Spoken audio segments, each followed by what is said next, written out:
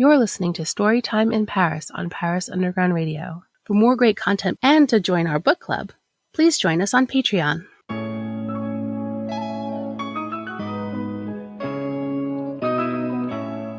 Since well before Victor Hugo looked up at Notre Dame and thought, what if a hunchback lived in there? Authors have been inspired by Paris. Welcome to the Storytime in Paris podcast on Paris Underground Radio, where we keep that tradition alive by showcasing an author with a French connection in each episode. Every episode will feature 5 questions asked by you, our author's biggest fans, and answered live on air. Then our authors will treat us to a reading of an excerpt from their book. I'm your host, Jennifer Garrity. Would you like to join the Storytime in Paris book club? Head on over to patreon.com/Paris Underground Radio and stay tuned to the end of this episode for more information. For our second Valentine's Day episode, we have a very special guest. Timothy Goodman is an internationally recognized award-winning designer, illustrator, muralist, and author. I'm certain you've seen his unique artwork gracing everything from New York City walls to Uniqlo clothing to Nike sneakers to New Yorker covers, and everything in between for some of the world's most popular brands. He teaches at SVA, authored the Sharpie Art Workshop, and has co-created several social experiments. In addition to all of that, Timothy has just released a graphic memoir titled I Always Think It's Forever, a love story set in Paris as told by an unreliable but earnest narrator. Timothy uses this memoir, which features a blend of graphic artwork, written passages, and journal entries, to reflect on his own life, his self-described toxic masculinity, and his views on love, loving, and being loved. Please allow me to introduce Timothy Goodman, author of I Always Think It's Forever, a love story set in Paris as told by an unreliable but earnest narrator. Hello, Timothy. Thank you so much for joining me today. Hello, it's so good to be here. Thanks for having me. Absolutely. Very nice to meet you after having read your fabulous book. Oh, thank you. Sure. Can you tell us a little bit about who you are and what you do? Yeah, sure. My name is Timothy Goodman. I'm a New York City-based artist, author, illustrator, graphic designer, muralist. I have my hands in a lot of different pots. And, I do a lot of different things. I do a lot of commercial work with brands. I do a lot of street art here in New York. I write a lot of, I'm kind of known for several different styles, like this certain kind of drawing style, but then I also write a lot of poems and vignettes, and I put those on Instagram and I put those on walls, and I wrote a whole book, that kind of is comprehensive to the kind of style of writing I do. And I do a lot of different things. So yeah, you're a creative. Yeah, I mean, it's kind of wild. Like, this is not like I was just talking to a friend, and it's a special moment right now because this book just came out, but I also have a Nike shoe that just came out a month and a half ago with one of the greatest basketball players of all time, Kevin Durant, here in Brooklyn. And then I just did the cover of Time magazine. So it's kind of a wild moment right now to be kind of like doing all these things that are, out in the world. It's really all I've ever asked for as an artist, just to kind of like communicate and connect to people through the work and like contribute to culture, so. That's fabulous. And you have all these different platforms that are all kind of converging at the moment, which is exciting too. Yeah, exactly. So, but I miss Paris. I'm a New Yorker diehard. I've been here for 20 years and I'll never leave. But I miss Paris a lot. Paris will always be in my heart.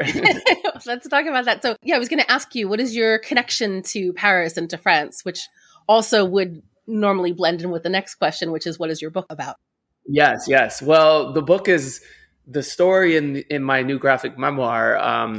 Paris is pretty much the backdrop to the entire book because in 2019, I went there for 6 months to 2018, I went through a lot of depression and a lot of suicide ideation, and I was really having a very difficult time. And I came out of that kind of like an airplane coming out of the clouds, ready to say yes to everything in my life, ready to jump at all different kinds of things. And I really wanted to do things for me finally, not for I felt like I kind of like worked myself down to the bone for many years and didn't really know what it was all for anymore, and where I, was searching for meaning in a lot of ways. And so I thought I wanted to do all these things I never did before. I don't come from money. And when I was in college, I couldn't afford to do a study abroad. So I thought, what would it mean to do that now that I'm more economically stable and I could prepare and plan and go to Paris for a while and attempt to learn French. And and I don't know any other languages. So it was really a poetic and beautiful experience. And so I went to Paris, and, this book is about a love story about a woman I met there as the catalyst of the whole thing. But it's really about what it means to go after my life and to show up for myself. And, the first half of the book is all in Paris. And yes, it's about this love story, but it's also about just, me immersing myself in the culture and, kind of doing, all the kind of differences between New York and Paris. And yeah, so. Did you have any, well, I imagine you did. What were your preconceived notions? What were you expecting Paris to be like before you got here? Well, I had been to Paris several times before I went, not for any super long time. It was usually I went for work. For instance, I had a show in 2016, I think, at Colette. This is back when Colette was still open. And, I'd been there and always obviously loved it. It was a dream of mine to kind of be an artist there after being an artist in New York. So I don't know, I've traveled a lot. I've been very privileged and blessed to travel the world because of my work and stuff. So I don't know if I had any deep preconceived notions. I don't really kind of subscribe to that kind of stuff. I know, even French people are, I don't buy any of it. There were just a lot of things, just a lot of small lighthearted things that I discovered that I didn't know, I talk about in the book how I didn't know there were bread laws, and stuff like that. Or, just what it means to date there versus dating here in the US. There were a lot of kind of things like that I, culturally, that I kind of stumbled upon that were really fun and different. Yeah, they can be really surprising because they sneak up on you. And I think living in a different place, even for a few months, helps you to realize what things you take for granted just because you've grown up as an American, for example, versus what other people take for granted having grown up in another culture. Oh, yeah, tremendously.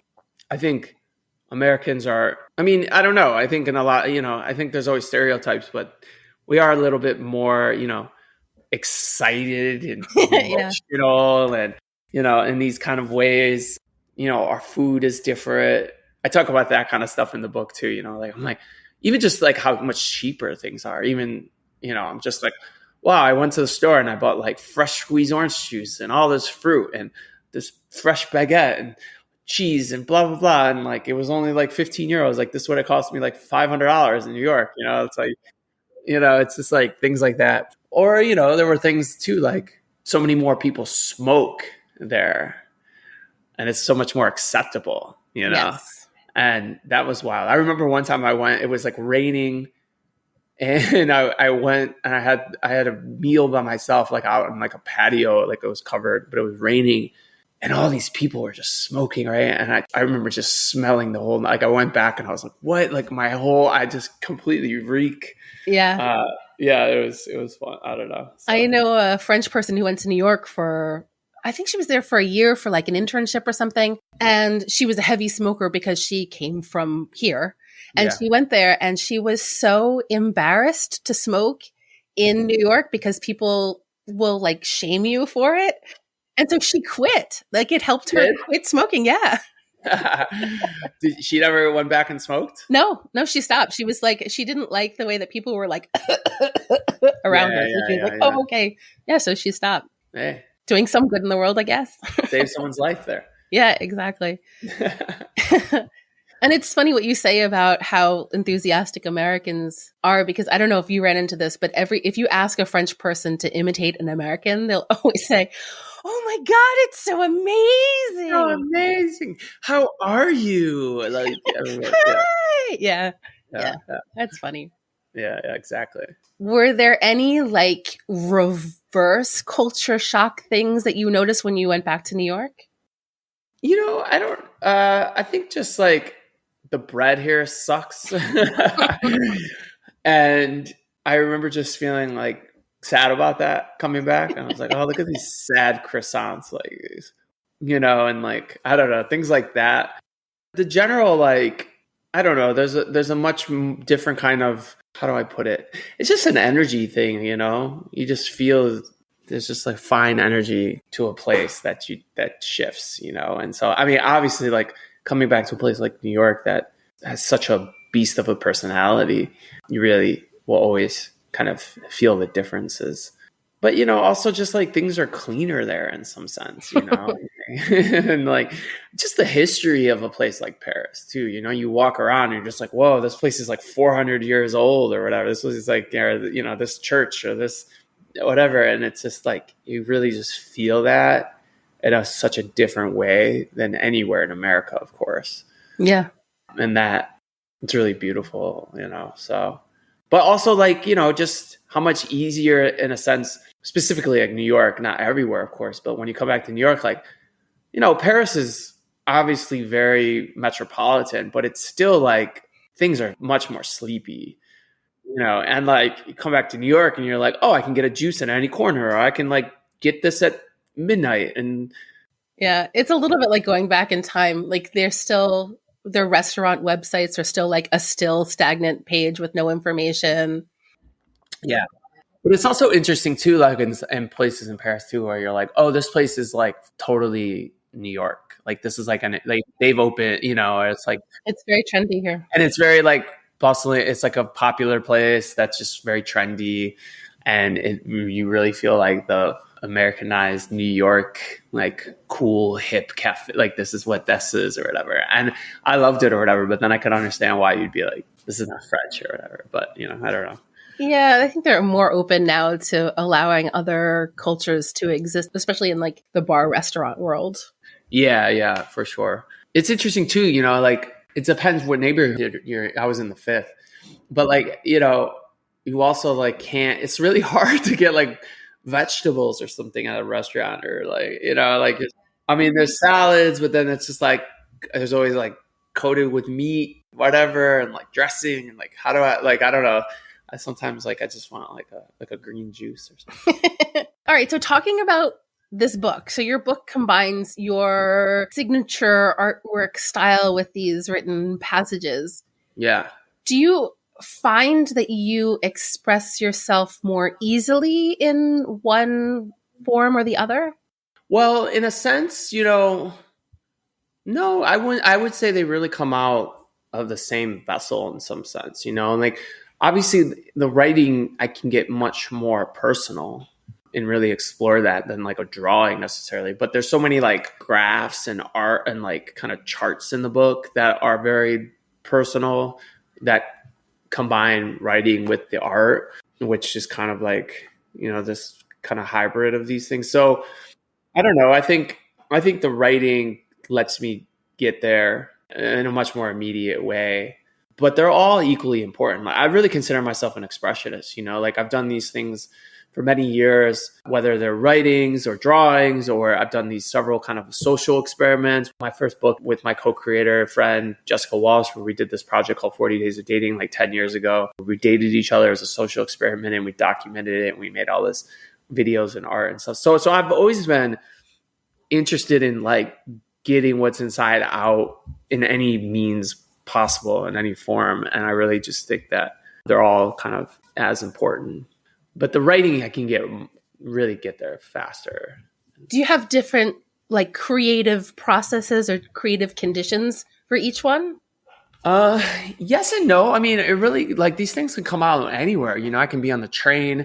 I could be in a conversation and have something. I'm like, I need to get this down or something, And then also sometimes it's good to create conditions for yourself. I like to get up early and come to the art studio or go to a coffee shop or something. And sometimes, that really works to create conditions to write or to draw. And, but for me, it also really always comes out really free-formed at first. Like I need to just like almost like vomit these things out.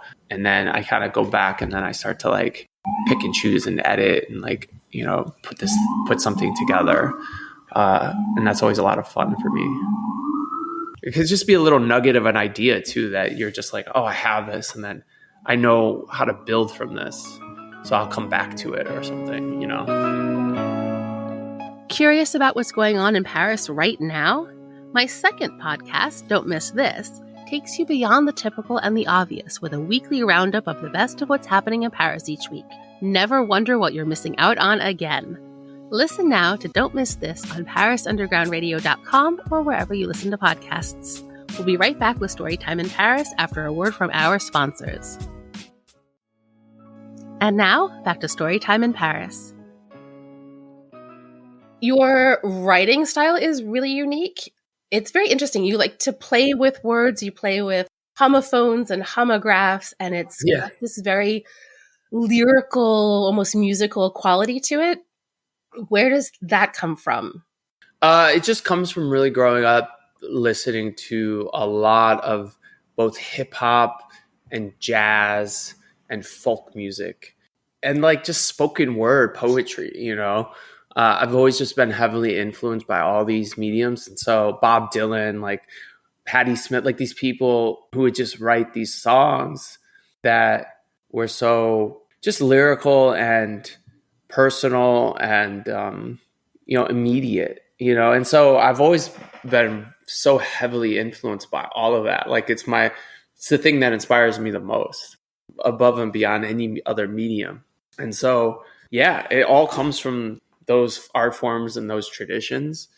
And the way I write, I say it out loud a lot, to kind of like get there. And I do a lot of like spoken word poetry in front of audiences and stuff like that. Like I really love that whole aspect of it. So all of it kind of comes from that. But it's just really being heavily inspired by music constantly. But I'm not a singer, so it's not. But I just did this. I've been doing a lot of book events lately that are more traditional in bookstores with like an in conversation with another author and these kind of things. But it was important for me last week when my book came out. I wanted to throw a proper kind of party, like a launch variety show. So I did this party at this event space. It was incredible. I read from the book with these friends of mine, these guys who are jazz musicians, saxophone, keyboard. And so we rehearsed and everything before. So it was like, I did like a 25-minute reading from the book that went through the poems. And then also in the book, there's a lot of journal entries and stuff like that about my journey. So it was incredible, and I'm like, I want to like make an album with these guys. Like Jack Kerouac used to do that. He made an album where he's reading over like this piano player and he's just doing his poems and similar kind of fashion. But that's like, we're going to like do that this summer. I want to like make an album. That's a very, very cool idea. Yeah, I like that a lot. I read a lot of your passages out loud as well, because I feel like the way that they're written, you sort of need to. And so that's what I was listening to. I was hearing like this hip hop jazz influence, which is why I was compelled to ask. There's some passages in the book where it looks like you're quoting people, talking about like how they met or the first things they noticed about their partners. Were those actual like quotes from other people? Did you interview? Yeah, they were. I asked people and then I kind of just edited it down. So there was, how did you meet? So there were just, different times people met, different couples. Another section was about how you got over it, like a breakup, like what you learned from it, how you got over it. And then there was another section about the first thing you noticed about your partner, which is really beautiful. That was probably my favorite. Yeah, I just wanted to include these kind of things because I think it's just obviously like this story for me is a catalyst for so much more, and what's personal is always universal. So I just wanted to kind of like put myself in the context of like, today's dating culture and like other people's stories. Yeah, that actually leads me really naturally to the next question. You talk about toxic masculinity and how it's manifested in your own life. Yeah. Can you talk a little bit about that? Yeah, I mean, listen, I think that my friend writes about something called benevolent sexism, like how it's kind of just ingrained in every part of society, and I think as a straight cis man, like, it's important to constantly be kind of like looking in the mirror and to recognize your own sexism and misogyny that even if you don't think it's there, it's kind of just so ingrained in our culture and then especially our media. And so it's always been really important for me to kind of like keep kind of unlearning the behaviors and postures I learned as a kid growing up and to, keep kind of fighting against that. And yeah, to just, continue to kind of unlearn these things, learn and grow and evolve and push myself and challenge myself and be open to the idea of it all and to not be weighed down because we're so socialized, I mean, everyone is, but, just speaking from being a man, like we're just always taught to just be, oh, well, if you're masculine, you can't cry. But you can. You can be masculine and you can cry. You can be masculine and you can go to therapy. You can be masculine and you can ask for help. You can be masculine, and take antidepressants. You can be masculine and you can, and you can be vulnerable and write poetry and scream your love out to the world, so. I love that. I found that to be very, important. It felt very relatable, but also very candid. It felt like you were letting us into this personal part of yourself. Yeah. Was it hard for you to release that to the world? Has the reception been what you were expecting? No, I mean, I've been talking about these things, on like Instagram or in my work in various ways for years. So no, I don't feel like it's particularly difficult for me at this point. It's really just, so much a part of my art in a lot of ways. So I want to constantly kind of be challenging myself and challenging other men and challenging people I think an artist should always be kind of doing that. Like it's like reflecting truths back at the world and in different ways that aren't kind of, listen, I'm not a researcher or a psychiatrist or an analyst or a scientist or anything. I'm just, I'm just an artist like trying to feel what it feels like to be human and feel and be alive. Yeah, I think that's nice too, though, because it's sort of a softer approach than here are statistics and here's what's right and what's wrong. But here's a way for you to look and feel and maybe reflect on your own life in the face of the art. Yeah, exactly. So getting back to this love story in the book, you say at one point, I think it's in the introduction, that sometimes you felt like you were writing to write you back together. Yeah. Or writing to write you write on paper. Yeah, of course. Does Amy know about this book? She does. I wrote her. I told her about it. It was an interesting conversation because it's not lost on me that like for centuries, like men have used relationships or women specifically as the benefit of their own artistic endeavors and that they, have, in a lot of ways exploited women for that. So with that in mind, it was important for me to keep that in mind and it was really important for me to not like, I didn't out her. There's no like, it's really about me and my story and my journey through what it means to kind of, especially like part 2 of the book and like breaking up and how I'm falling in the same patterns again in a breakup and why is this happening? Why does it hit me so deeply? And how much of that related to childhood traumas and, having an attachment disorder and abandonment depression and therapy and medication and like all these kind of things. And it's not even about her or the relationship, So it was important for me to keep that in mind and not to, there's no character assassination, there's no whatever. And so, because at the same time, men and women have been writing memoirs forever. And that includes other people, but it's how do you tell your story in that? And Taylor Swift, releases an album every 2 years. It's about some other guy. And, like how do it's just like part of what we do to tell a story. So, but it was also important for me to let her know, of course, it's not to ask for permission or something because it's my story to tell, but it is courtesy and consideration. And I changed her name and I changed everything, like even her zodiac sign I mentioned, which is I changed.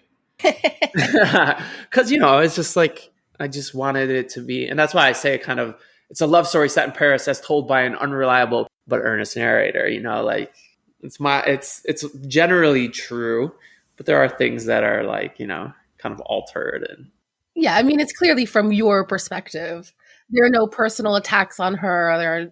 It's very much about your reaction to who she is or who you think she is. in any given moment. Yeah, exactly. Has she read it? I don't know.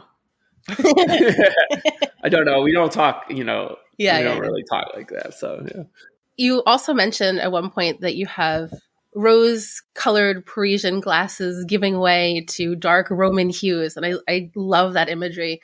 Do you still see these cities in this way? Do you still see Paris as this rosy, romantic, love-filled city and Rome as this dark, sinister, heartbroken place? I definitely do not see Rome like that. It was just very difficult to go to Rome. And maybe that's the piece I'll read. It was, to go to Rome and break up within 48, 72 hours. Yeah. And then be kind of stuck there because my plane ticket cost $1 million. So I kind of stayed there for another 5 days walking around. This is New Year's. It's like so cold. And I got the flu.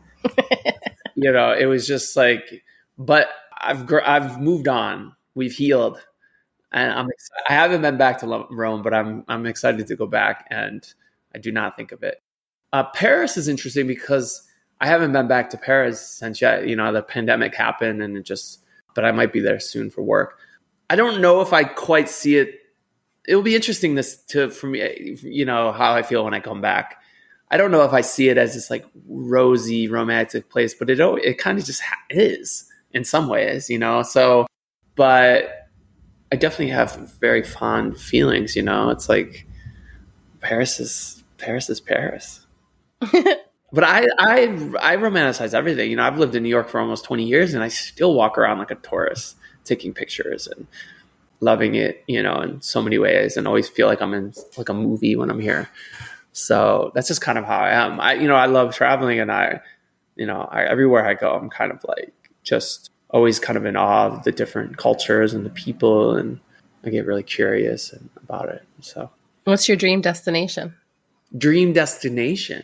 I don't know. I've been privileged to really travel the world for my job. I've been to a lot of different countries, and I haven't been to Japan yet, which I really want to go. Brazil, Rio is incredible. I want to go back.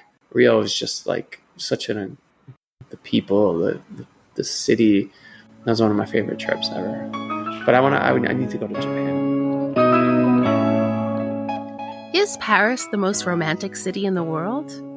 Host Lily Heisey answers this very question in her podcast, Romancing in Paris, which takes you through the city, arrondissement by arrondissement, by exploring the most romantic and hidden spots Paris has to offer.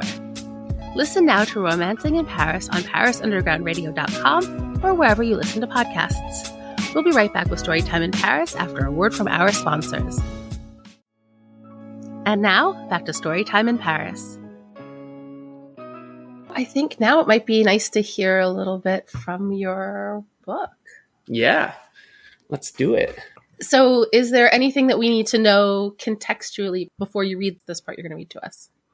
No. So part one, I'm going to read the beginning of part 2 of the book, which is several months after part 1 ends. So part 1 ends on this incredible high note, madly in love, leave Paris, got to go back to New York.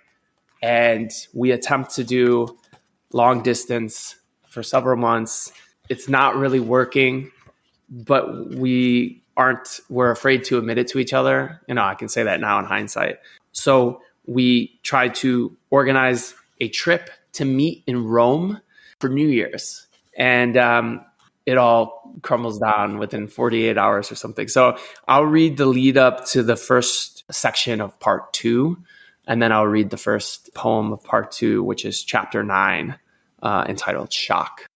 Every relationship is either a tornado or a hurricane. While both follow the same weather pattern, hurricanes are much stronger and rarer based on wind intensity. In other words, hurricanes really tear shit up. That's why each hurricane gets a name.